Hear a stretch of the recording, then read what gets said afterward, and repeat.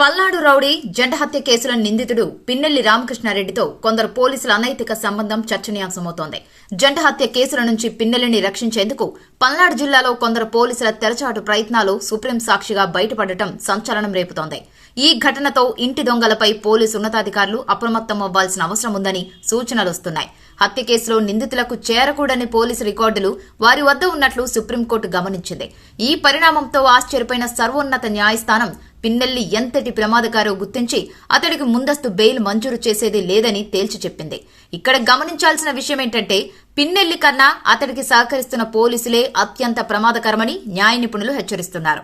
ప్రజాధనాన్ని జీతంగా తీసుకుంటూ ప్రజలకు రక్షణగా నిలవాల్సిన పోలీస్ శాఖలో కొందరు చీడ పురుగుల్లా వ్యవహరిస్తున్నారని ఈ సంఘటన స్పష్టం చేస్తోంది. ఇప్పుడే కాదు, గతంలో కూడా పిన్నెల్లితో పోలీసుల తెరచాటు బంధంపై పెద్ద ఎత్తున ప్రచారం జరిగింది.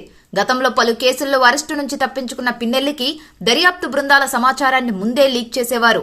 దీంతో ఢిల్లీలో ఒకసారి పిన్నెల్లి చిక్కినట్లే చిక్కి తప్పించుకోగా ఆయన తమ్ముడు సుదీర్ఘకాలం అజ్ఞాతంలోనే గడిపాడు. ఇలా పిన్నెల్లి బ్రదర్స్ ను కాపాడే అవసరం పల్నాడు పోలీసుల్లో ఎవరికి ఉంది అనేది పెద్ద చర్చ జరుగుతోంది. సుప్రీంకోర్టు వ్యాఖ్యలతో ఆ ఇంటి దొంగల గుట్టు త్వరలోనే బయటపడే అవకాశం ఉందని అంటున్నారు.